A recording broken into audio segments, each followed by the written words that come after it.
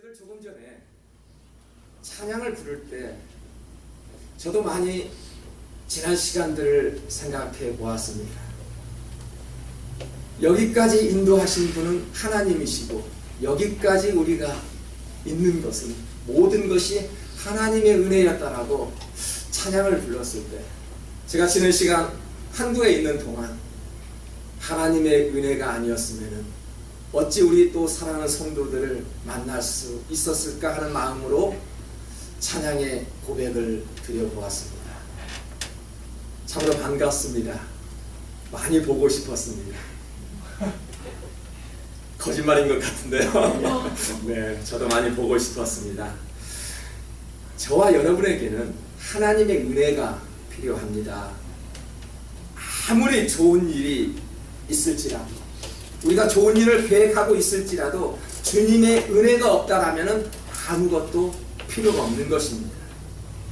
우리가 사람들을 향해서 좋은 일을 했다 할지라도 어떠한 꿈을 이뤘을지라도 주님의 은혜가 없는 우리의 수고는 무용지물이라는 것입니다. 혹시 타고난 아름다운 재주가 있습니까?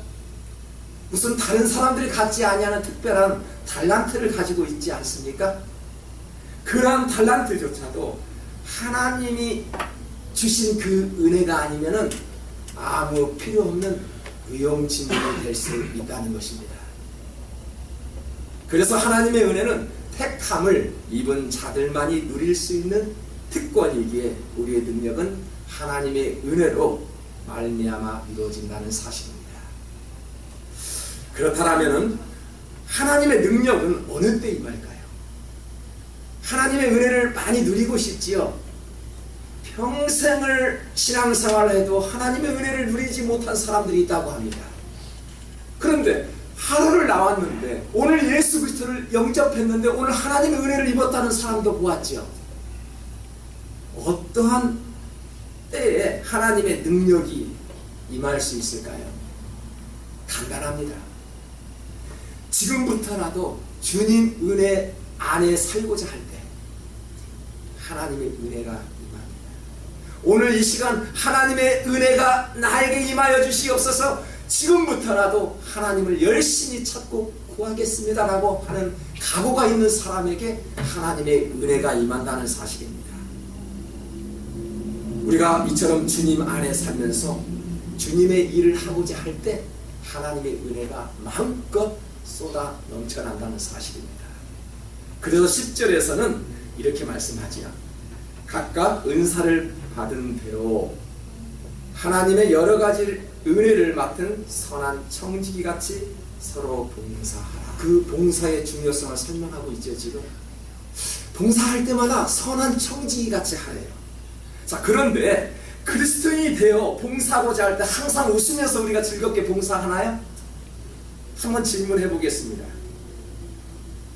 항상 웃으면서 우리가 해맑게 봉사할 수 있느냐는 이야기예요. 때때로 봉사하고자 할 때 시험이 오죠. 짜증이 날 때도 있어요. 우리가 봉사할 때 하나님의 일을 하고자 할 때 서로가 미워하고 시기하기도 하고 질투도 하게 됩니다. 자, 그러다가 서로 상처를 주고 상처를 받아 주저앉는 성도들도 있습니다. 이래서야 하나님의 능력이 임할 수 있을까 하는 질문입니다. 우리가 하나님의 일을 한다고 하면서도 우리는 서로 시기하고 질투하고 선한 청지기같이 봉사하라고 했는데도 불구하고 무언가의 대가를 바라고 칭찬을 받기를 원하는 마음으로 우리는 봉사할 때가 있지 않았습니까? 그래서 12절에서는 이렇게 말씀하지요. 우리 다 같은 목소리 한번 읽어볼까요? 사랑하는 자들아, 너희를 연단하려고 오는 불시험을 이상한 일 당한 것 같이 이상히 여기지 말고, 이렇게 말씀했어요. 하나님의 일을 하고자 할 때는요, 뭔가 연단을 받는데요. 목회자도 상처를 받습니다. 사람과 사람과의 관계를 통해서 하나님을 섬기고 있지요.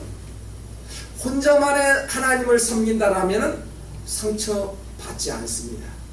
여러분의 가정에서도 여러분의 직장 가운데서도 혼자 생활한다면 절대 상처를 받지 않습니다.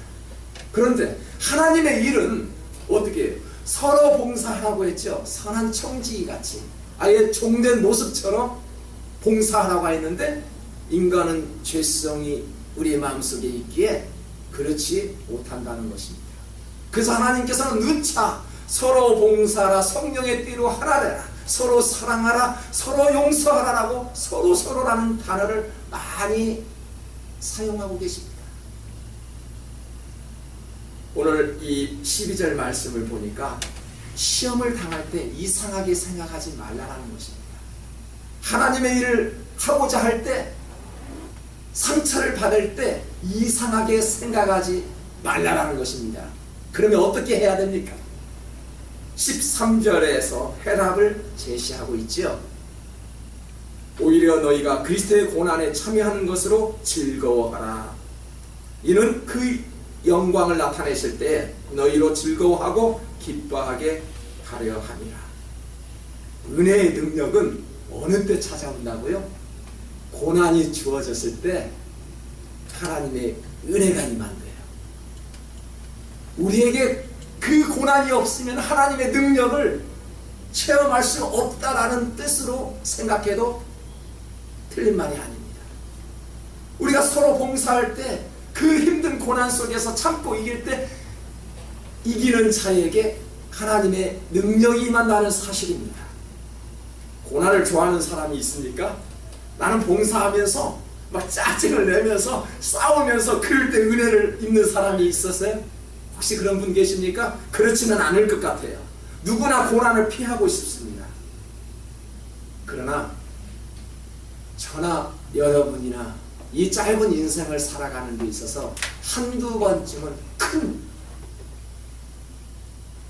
태풍과 같은 인생의 역경이 온다는 사실입니다. 우리가 이러한 고난을 잘 극복할 수 있어야 합니다. 작은 일에도 충성하면서도 실패에 두려워하지 않는 사람, 주님의 일이라면 겁없이 뛰어들어 주님과 동행하는 사람이 은혜의 능력을 경험하지 않을까요? 어떻게 이 은혜의 상수에 오지 않고, 어떻게 하나님을 찬양하지 않고, 어떻게 하나님 앞에 봉사하지 않고 은혜를 입는다는 말입니까? 먼저 은혜 받기 위해서는 하나님의 일을 참여해야 한다는 것입니다. 저는 참 감사하는 일이 있습니다. 우리 청년들이 한 가지 이상씩 교회에 오면은 악기로 봉사하고 또 여러 가지의 일들을 참여하고 있을 때마다 목사로서는 가장 기쁨이 오는 것입니다.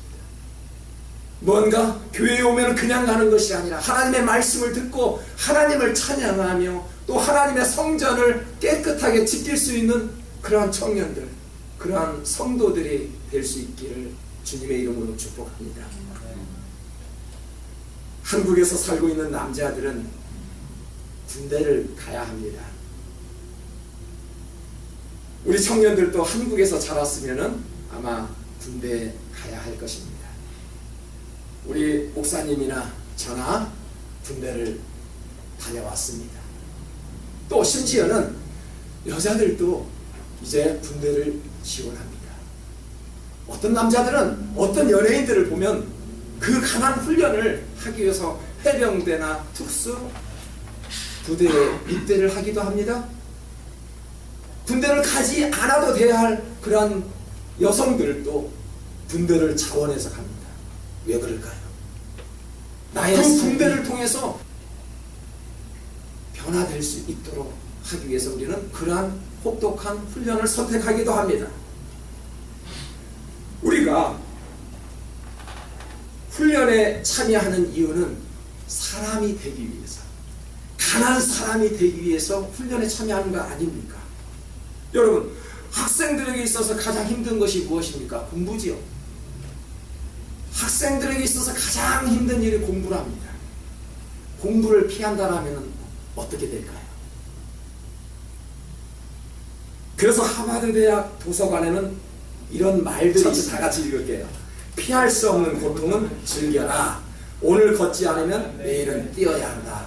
토마스가 좀 밑에 좀 읽어주실래요? You might as well enjoy the pain that you cannot avoid. If you don't walk today, you have to run tomorrow. 리차드가 다시 한번 크게 좀 읽어주시기 바랍니다. You might as well enjoy the pain that you cannot avoid. If you don't walk today, you have to run tomorrow. 무엇을 느낍니까? 내일 일은 난 몰라요. 그런 찬양도 부릅니다. 정말로 오늘 밤 일을 우리는 모릅니다. 하지만 지금 이 순간 하나님의 은혜를 받고자 최선을 다해야 한다. 저는 그런 말로 들려집니다. 오늘 일을 내일로 미루지 말라. 내일 어떻게 될지 모르기 때문에 오늘 일을 미루지 말라. 여러분, 책상 위에서 많은 시간들을 보내면서도 학업 성적이 좋지 않은 그런 친구를 보지 않았나요? 저도 그런 경험을 해보았습니다. 저는 머리가 좋지 않아 노력파입니다. 책상 위에 오래오래 앉아있는데도 좋은 성적을 거두지 못할 때가 있었어요. 여러분도 그런 경험 해보지 않았나요? 마찬가지로 하나님의 능력은 행함을 통해서 주어진다는 사실입니다. 우리가 오늘 일을 해야 내일을 걸을 수 있는 것입니다. 오늘 걸지 않으면 내일 뛰어야 한대요. 그러니까 오늘 주어지는 일에 최선을 다해야 한다는 것입니다. 그래서 하나님 말씀도 그렇지 않습니까? 때가 항상 주어진 것이 아닙니다. 회개할 때도 항상 있는 것이 아닙니다. 지금 곧장 회개하라고 말씀하시지 않습니까? 은혜의 능력은 행함을 통해 주어집니다. 머리로 생각하는 은혜, 머리로 받아야 할 그런 말씀으로 끝나버리는 것이 아니라 머리로 받고 가슴으로 우리는 행해야 한다는 것입니다. 14절을 한번 다 같이 읽겠습니다. 너희가 그리스도의 이름으로 치욕을 당하면 복 있는 자로다. 아멘.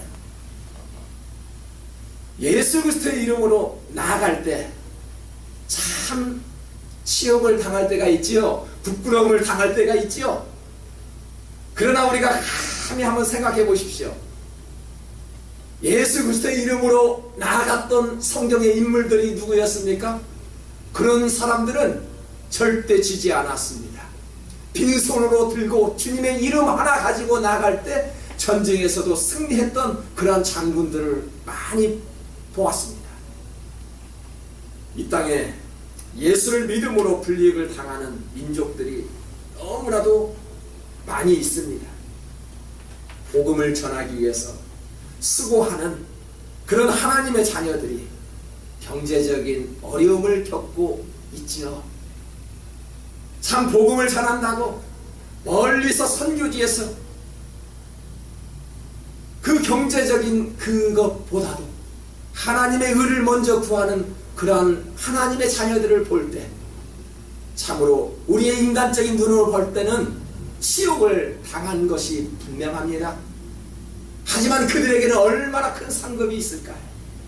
여러분, 세상을 버리고 그래도 세상의 시간보다는 그리스도 안에서 시간을 보내는 저와 여러분들에게 하나님께서 얼마나 축복을 해주실까, 그런 생각을 가져보지 않았습니까? 그래서 그들을 향해 복 있는 자라고 성경은 그렇게 말씀합니다. 예수는 믿지만 행함이 없다면 육체적인 쉼은 얼마든지 얻을 수 있습니다. 하지만 그에 대한 보상은 받을 수가 없는 것입니다. 너는 마음을 다하고 목숨을 다하여 너의 주 하나님을 사랑하라고 말씀하셨습니다. 하나님의 이름으로 나아가는 자가 해를 입지 아니한 것은 주께서 나와 함께 하십니다.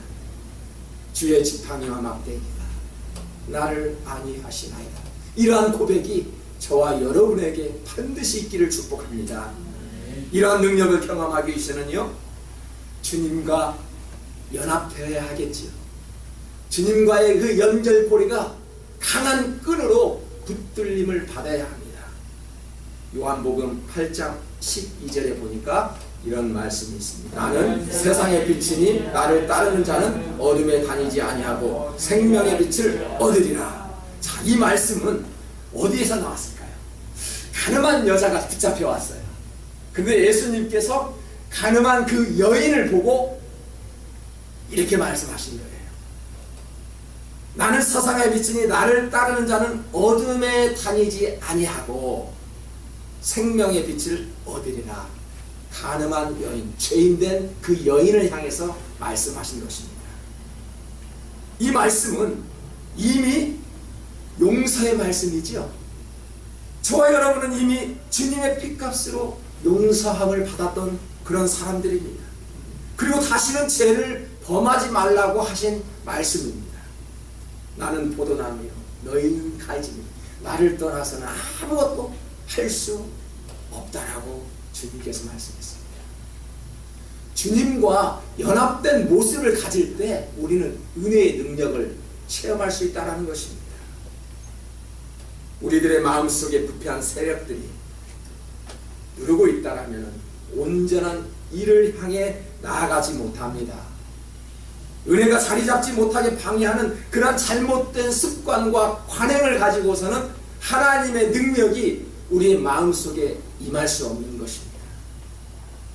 은혜가 자리 잡지 못하게 방해하는 요소, 그러한 것들이 무엇인지 우리가 깨달아서 나의 환경과 여건을 지배하는 성령의 은혜가 항상 머물 수 있도록 우리는 끊임없이 기도하며 행동할 때 하나님의 능력과 하나님의 그 놀라우심이 저와 여러분의 마음속에 임할 줄을